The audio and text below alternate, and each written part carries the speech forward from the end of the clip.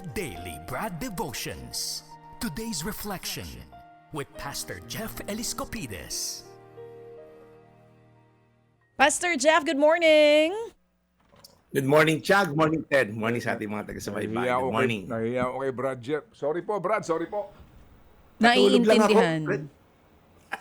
Mukhang naiintindihan niya. Ano sagot mo, Pastor? Saan? Dun sa, nagsosorry sa'yo si Manong Ted. Ay, hindi.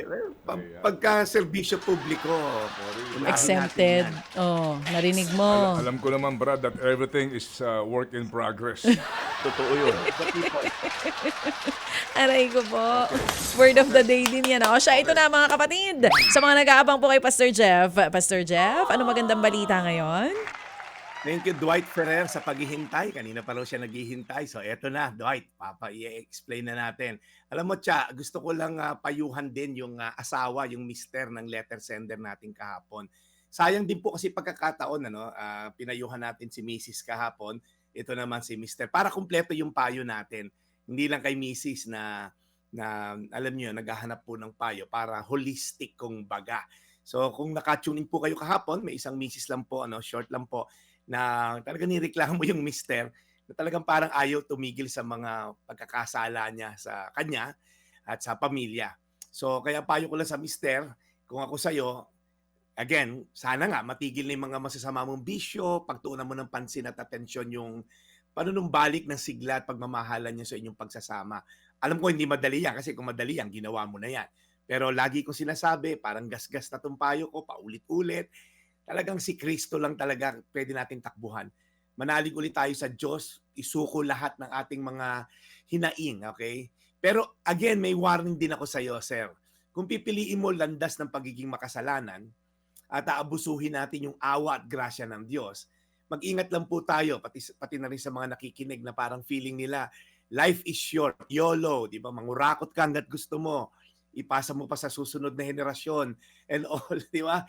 Yung iyong pagiging, alam mo, mga criminal minds, tinuturo mo pa yung para makaisa sa kapwa. May warning po si Apostol Pablo dyan. Kahit alam nilang may Diyos, sabi ni Apostol Pablo, hindi nila pinarangalan o pinasalamatan o in-honor si Lord. Sa halip daw, itong mga tao na to na pinipili maging makasalanan. Alam yung tama, hindi ginagawa. Alam yung mali, yun ang pilit na ginagawa. Inaabuso yung power, may unforgiveness, may galit and all. Binabaling daw nila yung kanilang pag-iisip sa mga bagay na wala namang kabuluhan. Kaya napuno raw ng kadiliman. Sa Romans chapter 1 po ito, kung may time kayo, basahin nyo.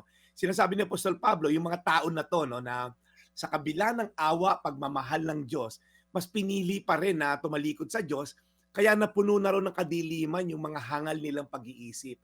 Alam niyo po, mapagmahal ang Diyos. Pinadala nga niya yung bugtong niyang anak na si Jesus upang pagbayaran ng ating mga kasalanan na kung hindi dumating si Jesus, magdadala sa atin sa impyerno.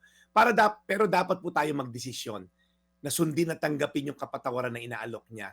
Pero kung tulad tayo ng mga taong sinasabi ng Apostol Pablo, pilit na tinatalikuran ng Diyos at gumagawa ng, alam niyo, walang habas na kasamaan, patuloy na kasakiman, pangungurakot, hindi pagpapatawad, pakangalon niya, pagsusugal na walang habas. Sabi lang doon sa Bible, ito ibibigay ko na yung verse, sabi doon, hinayaan na lang daw ni Jesus na yung mga ruruming hangarin nila sa kanilang puso, okay, na ibigay sa kanila yung gusto nila. Sabi sa Roma 1:25, tinalikuran nila ang katotohanan tungkol sa Diyos at pinalitan ng kasinungalingan. Sinamba nila at pinaglingkuran ang mga nilikha sa halip na ang lumikha na siyang dapat papurihan magpakailanman. Amen. Sabi po sa English, they worship created things rather than the Creator. Narinig niyo na po yung katagang sinamba yung pera.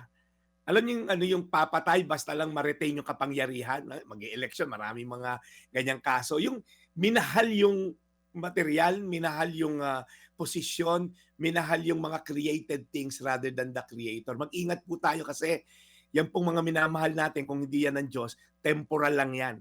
Yung pera na yan, hindi mo madadala sa kabaong mo yan. Okay? At the very least, lalagyan ka ng tigo 1,000 na relo ng misis mo para maganda tingnan sa kabaong. Pero wala ka po madadalang titulo ng lupa o RCR ng kotse. Wala. Mamamatay po tayo kasama na ating kasakiman sa eternal death na tinatawag. For the wages of sin is death.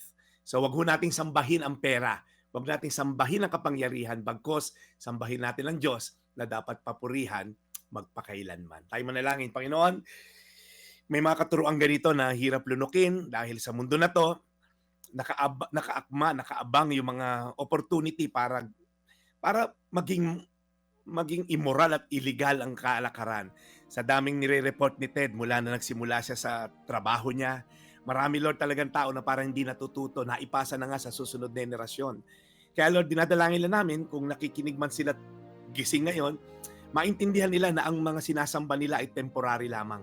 Hindi nila madadala to sa kabaong nila or pag kinremate sila, abo lang talaga ang ending nila. Kaya Lord, dinadalangin namin na sambahin nila ang tunay na Diyos at hindi pera at kapangyarihan sa pangalan ni Jesus. Amen. Amen. Amen. Salamat Panginoon muli sa araw na ito. Sa aming pakikinig po sa balitang inihatid ni Brad Jeff. Lord, ito po ang aming pong inspirasyon this morning. Itong mga salitang ito. Kaya kami po'y muli dumudulog sa inyo. Alagaan niyo po lagi si Brad Jeff. Siya po'y bigyan niyo po ng haba pa ng pangunawa at pasensya. Higit sa lahat po, alagaan niyo ang kanyang kalusugan. In Jesus' name we pray. Amen. Sorry ulit, Brad. We pray that you be gifted with more patience and fortitude. Salamat na marami. Ngayon ay Friday. Ikaw ba'y paparine sa amin? Yes, Brad Ted, hihiramin ko ulit ang iyong desk dahil ang galing kong magsalita pag nandyan ako nakatayo sa sa pulpito mo. Anointed. Saka lakas makagwapo nung camera mo dyan sa studio kaya punta ako. Di naman. Alas 4 po. Okay, mamaya 4 p.m. Sige, ano pa ang ating maaring abangan na Brad Jeff sa mga gusto pa rin makapakinig ng magandang balita na inihahatid mo every weekend? Go ahead, please. Yan, kung nabibitin po kayo sa 5 minutes dito na salita ng Diyos, meron po tayo mas mahaba tuwing alas 4 ng Sabado. Rebuild City Church po, Facebook at YouTube channels. Doon po ako nagpipreach pag alas 4 ng Sabado. At pag linggo naman po, alas 10, kung may time lang kayo, makita-kita po tayo sa Park Square Building. Doon po yung ating bagong bahay-sambahan. So, Ted, maraming salamat sa opportunity every week. Ito po yung Daily Brad, your daily dose of inspiration. Serving the people, Brad Jeff Eliscopides